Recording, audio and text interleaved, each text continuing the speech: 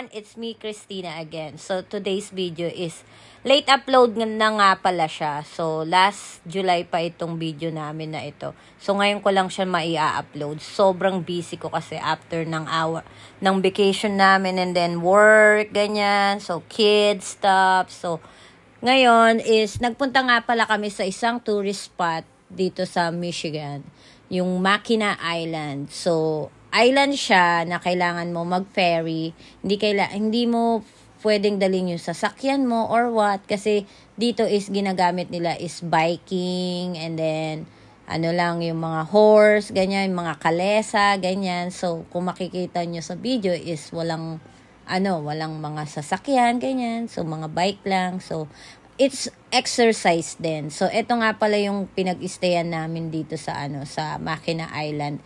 Yun yung Murray Hotel. So, very pricey din yung mga hotel dito. May isang hotel na sobrang expensive. For one night is $1,000 or 50,000 pesos. So, etong nakuha namin is na siya, $400 and then, syempre, plus tax. And then, kompleto na rin, may balcony pa, ganyan. So, maganda rin siya. So, ngayon is naglalakad na kami, nagpupunta kami kung saan-saan.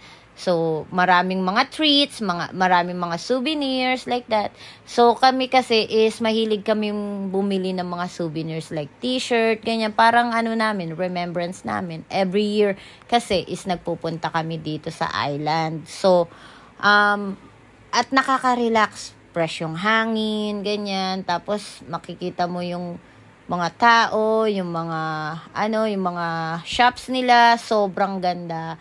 And then very historic historic place din to. So, yan, pag gabi is ang ganda-ganda. So, yung iba kasi is umuwi na. So, I think walang nag-i-stay dyan na sa labas matutulog, ganyan. Kailangan nakabook ka sa hotel, ganyan. So, dito is maraming fudge, maraming mga pagkain, maraming treats, ganyan. So, ito yung hotel na pinag-stayan namin.